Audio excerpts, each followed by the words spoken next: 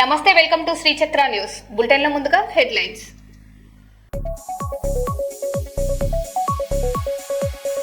గోల్కొండ కోట జగదాంబిక అమ్మవారికి తొలి బోనంతో ప్రారంభమైన ఆషాఢ బోనాల ఉత్సవాలు.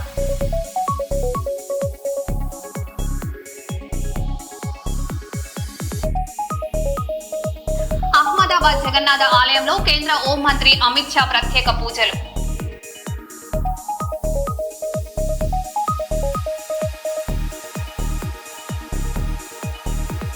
హైదరాబాద్ లో ఆటోపై హిందుత్వ నినాదం వివాదం. దాడి ఆరోపణలపై కేంద్ర మంత్రి బండి సంజయ్ కలిసిన బాధితుడు.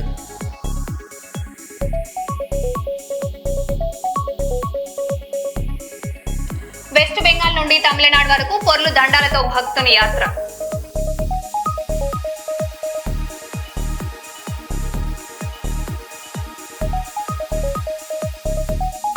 విద్యుత్ సరఫరా సరిగా కావడం లేదని సబ్ స్టేషన్ ను ముట్టడించిన రైతులు.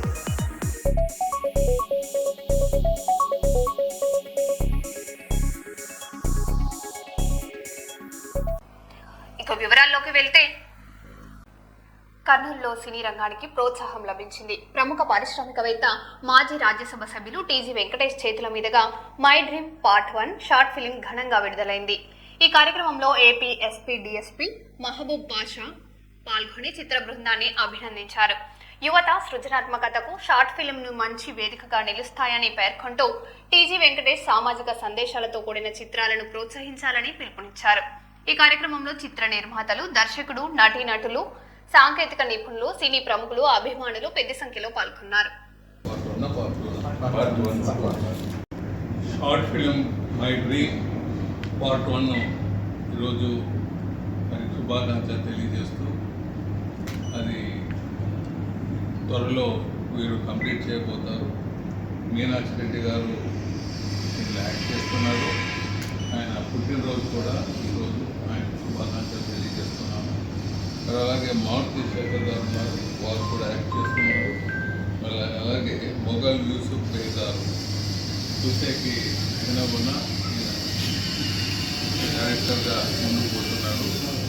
షార్ట్ ఫిల్మ్ నుంచి పెద్ద ఫిల్మ్ వరకు పోవాలని ఫ్యూచర్ బాగుంటుంది. చక్కగా ఒక్కొక్క సక్సెస్ఫుల్ చిన్నదైనా సక్సెస్ఫుల్ స్టోరీ నడిచిందంటే అది పెద్దదానికి పోయేదానికి అవకాశాలు ఉంటాయి. మా ప్రాంత వారు, మా ఊరి వారు వీరందరికీ బెస్ట్ చేస్తూ అంత యూత్ ఉన్నారు. జాగ్రత్తగా మనీ వాల్యూ తెంచుకుని ముందుకు పోవాలని తెలియజేస్తూ సెలవు.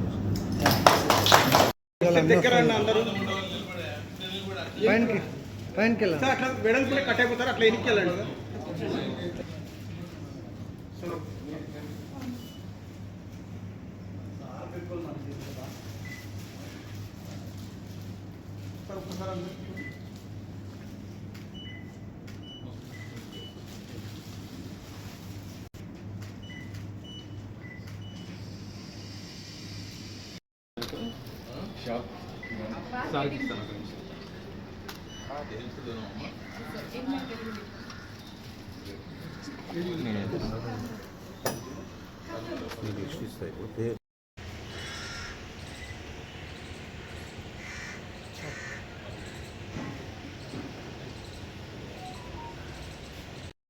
హ్యాండిల్ అన్నం ఈజీ కదా, జగన్మోహన్ రెడ్డి గారు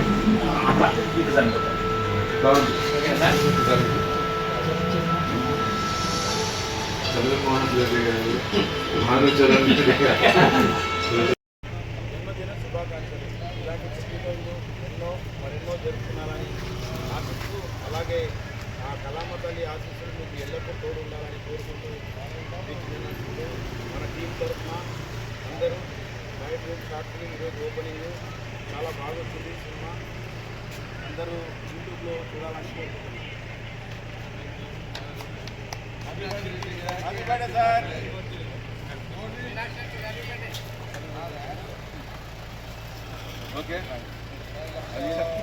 కాపు ఉద్యమ నేత, సీనియర్ రాజకీయవేత్త ముద్రగడ పద్మనాభం అంత్యక్రియలు కీర్లంపూడిలో అధికారిక లాంఛనాలతో నిర్వహించబడ్డాయి. మాజీ ముఖ్యమంత్రి వైఎస్ జగన్మోహన్ రెడ్డితో పాటు పలువురు రాజకీయ ప్రముఖులు హాజరై నివాళులర్పించారు. ఈ సందర్భంగా కుటుంబంలో చోటు చేసుకున్న పరిణామాలు రాజకీయాల కంటే కుటుంబాల బంధాలే గొప్పవనే చర్చకు దారితీశాయి. రాజకీయ విభేదాలు ఎన్నికల వరకే పరిమితం కావాలని, కుటుంబ సంబంధాలను కాపాడుకోవాలని పలువురు అభిప్రాయపడుతున్నారు.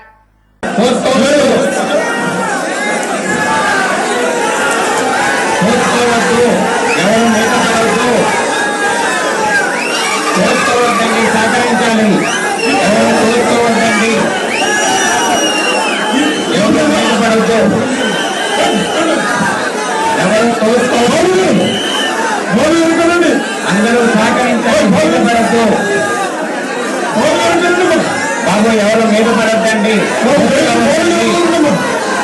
కార్యకర్తలారా దయచేసి సహకరించండి. కుటుంబ సభ్యులకు సహకరించండి. కార్యకర్తలారా కుటుంబ సభ్యులకు సహకరించండి. అభిమానులారా దయించి కుటుంబ సభ్యులకి సహకరించండి. పోలీసు వారికి సహకరించండి. చూసుకోవద్దండి. దయించి బాబు దయించి ఎవరో తొయ్యొద్దండి. ఎవరో తొయ్యొద్దు. బాబు ఖాళీ ఇవ్వాలి. ఖాళీ ఇవ్వాలి. బాబు ఖాళీ ఇవ్వండి. బయటికి తీసుకెళ్ళడానికి ఖాళీ ఇవ్వండి. దారి ఇవ్వండి. దారి ఇవ్వాలి. దయించి దారి ఇవ్వండి. బాబు ముందు దారి ఇవ్వండి. ఖాళీ ఇవ్వండి. దయించి దారి ఇవ్వాలి. ఖాళీ చేయాలి. మీద పడవద్దు. హైదరాబాద్ లో ఎంఆర్పీఎస్ వ్యవస్థాపక అధ్యక్షులు పద్మశ్రీ మందకృష్ణ మాదిగను వికలాంగుల ప్రతినిధులు కలిసి తమ సమస్యలను వివరించారు. వికలాంగుల కోసం హోమ్స్ ఏర్పాటు, 35 కిలోల రేషన్, 2016 వికలాంగుల చట్టం అమలు, ఉద్యోగ స్వయం ఉపాధి అవకాశాలపై వినతి పత్రం అందజేశారు. ఈ అంశాలను ముఖ్యమంత్రి చంద్రబాబు నాయుడు, ఉప ముఖ్యమంత్రి పవన్ కళ్యాణ్ దృష్టికి తీసుకువెళ్లి న్యాయం జరిగేలా కృషి చేస్తానని మందకృష్ణ మాదిగ హామీ ఇచ్చారు.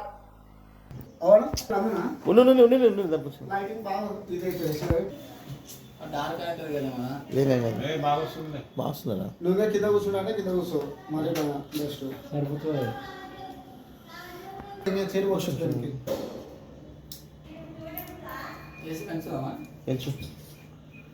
ఈ బాక్సులు ఒక్కనే ఉంటాయి అన్న ఉంటా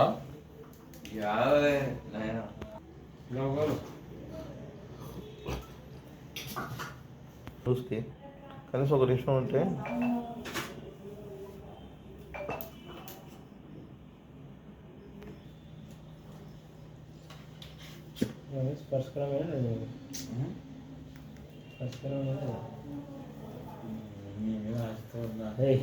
ఇస్తాదేమని ఆశతో ఉన్నా.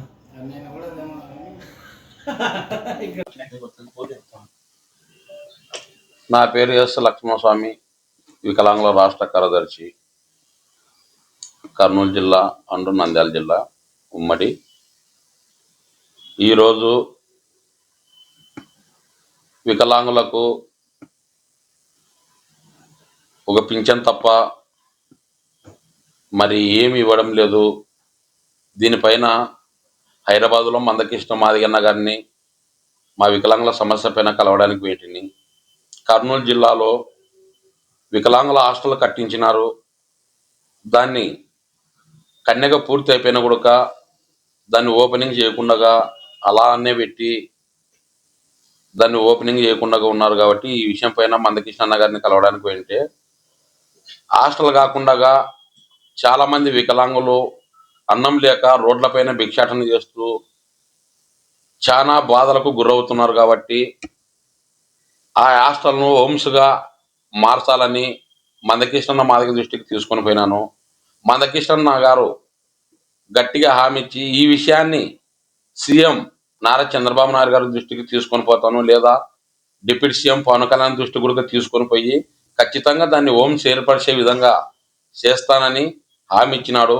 అదేవిధంగా ప్రతి ఒక్క వికలాంగునికి ఇప్పుడే కాదు ఎన్నాళ్ళ పోరాటాలు చేస్తున్నాము, ముట్టడిలు చేసినాము, రోడ్లపైన పనుకొని బిచ్చగాళ్ళ లెక్క అడుక్కున్న కూడా ఈ ఏపీలోగా ప్రతి ఒక్క వికలాంగునికి తినడానికి తిండి లేక చాలా మంది ఇబ్బందులు పడుతున్నారు. కాబట్టి పెళ్లి చేసుకున్న ఇంకా తల్లిదండ్రుల మీద ఆధారపడుతున్నారు. అలా కాకుండా నెలసరి జీవన ఆధారం కోసము 35 కేజీల అంత్యోదయ కార్డు ఇవ్వండి సార్ అని ఎన్ని మాటలు మొరపెట్టుకున్నా మా వికలాంగుల బాధను అర్థం పట్టించుకోకుండా ఉండడం ఇది చాలా బాధాకరమైన విషయము. ఇప్పటికైనా సార్, సీఎం సార్ గారు మా వికలాంగుల బాధను అర్థం చేసుకొని 6,000 పింఛన్ చేసినారు. మీకు కృతజ్ఞతలు, ధన్యవాదములు. అలాగనే మా మీద దయ ఉంచి వికలాంగులు అంటే మీరు చాలా ప్రేమ ఆప్యాయం చూపిస్తారు. పవన్ కళ్యాణ్ సార్ గారు కానీ, నారా లోకేష్ సార్ గారు కానీ, మన సీఎం నారా చంద్రబాబు నాయుడు సార్ కానీ పింఛను పెంచినట్టుగా మా వికలాంగుల మీద దయ ఉంచి 35 కేజీల బియ్యం కార్డు, అలాగనే చదువుకున్న ప్రతి ఒక్క వికలాంగునికి ఉద్యోగ అవకాశాలు, సిటీలో పెద్ద పెద్ద సెంటర్లలో మా వికలాంగులు బతకడానికి టీ హోటల్ కానీ, చెప్పుల షాపులు కానీ ఇవల్ల పెట్టడానికి మున్సిపాలిటీ కమిషన్తో మాట్లాడి వికలాంగులకు ఒక ఏరియాలో ఒక 5-6 మందికి ఇచ్చే విధంగా బ్రతికిపోవడానికి అవకాశం కూడా కల్పించాలని నేను ప్రభుత్వాన్ని కోరుకుంటున్నాను. ప్రతి ఒక్క వికలాంగునికి అదేవిధంగా నంద్యాల జిల్లాలో కూడా ఒక హోమ్స్ ఏర్పాటు చేయాలి. 2016 సంవత్సరంలో గట్టి హామీ ఇచ్చినారు కర్నూలు సభలో, వికలాంగులకు హోమ్స్ ఏర్పాటు చేస్తానని. దాన్ని ఇప్పటికి మీకు రిపీట్ చేస్తున్నాను. సీఎం సార్ గారు మీ పాదాభివందనలకు నేను మొక్కుతున్నా. ఇప్పటికైనా మా వికలాంగుల మీద దయ ఉంచి కర్నూలులో హాస్టల్ పూర్తి అయిపోయింది, భవనం పూర్తి అయిపోయింది, దాన్ని హోమ్స్గా ఓపెనింగ్ చేయడానికి మీరే రావాలని, అదేవిధంగా ఈ విషయాన్ని ఖచ్చితంగా మందకృష్ణన్న గారు ఖచ్చితంగా వికలాంగులకు న్యాయం జరుగుతుంది, ఖచ్చితంగా జరిపే విధంగా నేను చేస్తాను. ఈ విషయాన్ని డిప్యూటీ సీఎం గారికి, సీఎం చంద్రబాబు నాయుడు గారికి ఖచ్చితంగా తీసుకొని పోయి మీకు ఖచ్చితంగా న్యాయం చేసే విధంగా నేను చేస్తానని హామీ ఇచ్చినాడు. అదేవిధంగా deputy CM Pavan Kalyan sir గారు సర్జరీ చేయించుకున్నారు. వారు తొందరగా కోరుకోవాలని ఆ దేవుని మనస్ఫూర్తిగా వేడుకుంటున్నాను. ఇట్లు నా పేరు ఎస్ లక్ష్మణస్వామి, వికలాంగుల రాష్ట్ర కార్యదర్శి, ఏపీ. కర్నూలు జిల్లాలో ప్రజల భద్రతకు పోలీసులు విజిబుల్ పోలీసింగ్ ను మరింత ముమ్మరం చేశారు. జిల్లా ఎస్పీ విక్రాంత్ పాటిల్ ఐపీఎస్ ఆదేశాల మేరకు రాత్రి వేళల్లో వాహనాలు, అనుమానాస్పద వ్యక్తుల తనిఖీలు చేపడుతున్నారు. డ్రంక్ అండ్ డ్రైవ్ తనిఖీలు, ఏటీఎంల వద్ద గట్టి నిఘాతో పాటు రహదారి భద్రతపై అవగాహన కల్పిస్తున్నారు. అనుమానాస్పద ఘటనలు కనిపిస్తే వెంటనే డయల్ 112 లేదా 100కు సమాచారం ఇవ్వాలని పోలీసులు ప్రజలను కోరుతున్నారు.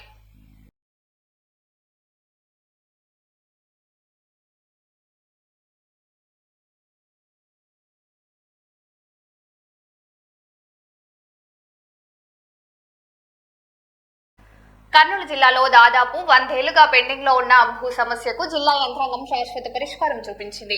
కర్నూలు మండలం చింతలముని నగరంలోని 22A నిషేధిత జాబితా సమస్య పరిష్కారంతో 500 కుటుంబాలకు ఇంటి పట్టాలు పొందే మార్గం సుగమైంది.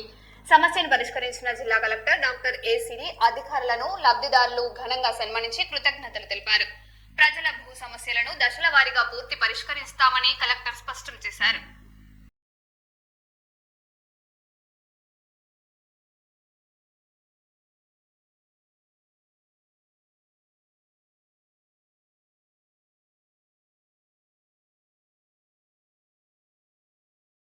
ఆషాఢమాస బోనాల ఉత్సవాలు తెలంగాణలో ఘనంగా శ్రీకారం చుట్టారు. గోల్కొండ శ్రీ జగదాంబ మహంకాళి అమ్మవారికి రాష్ట్ర ప్రభుత్వం తరపున మంత్రులు పొన్నం ప్రభాకర్, కొండా సురేఖ పట్టు వస్త్రాలు సమర్పించి ప్రత్యేక పూజలు నిర్వహించారు.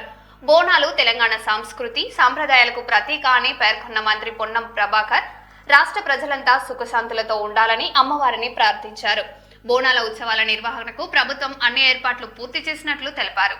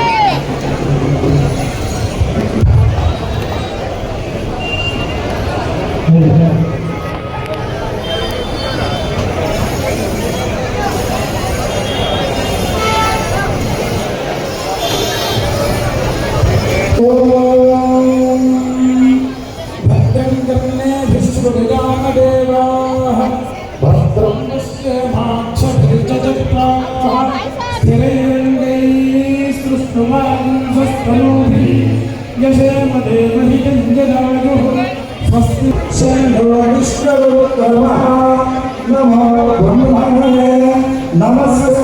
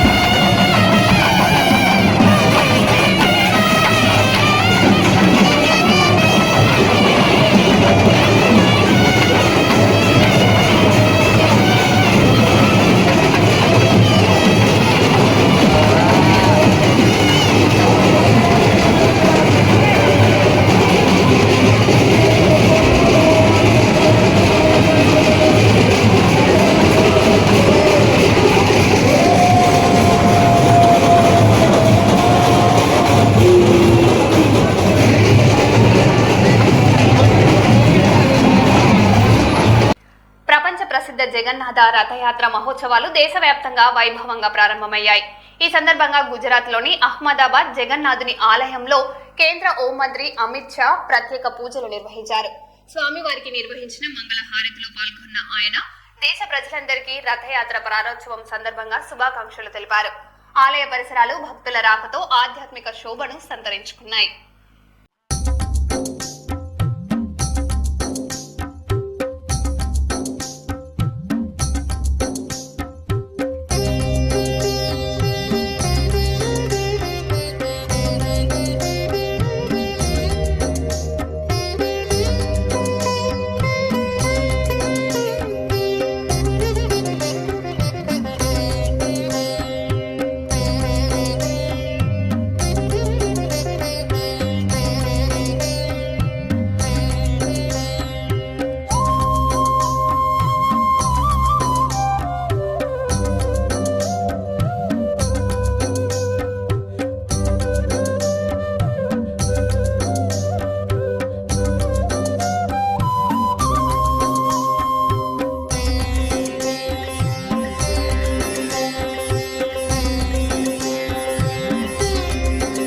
హైదరాబాద్ లో హిందుత్వ నినాదాలు రాసిన ఆటోపై దాడి జరిగిందంటూ తీవ్ర ఆరోపణలు వెలువడ్డాయి.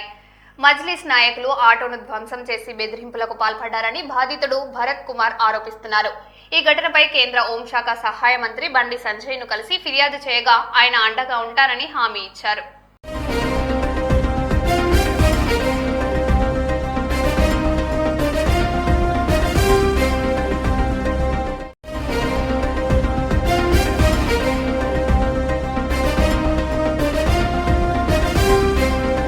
అంటే ఈ ఆటో మీద కొటేషన్ తీయించాలి అనేసి వాళ్ళు అంటున్నారు. అంటే తీసాం అనేసి పోలీసు వాళ్ళు కూడా చెప్తున్నారు అంట సార్.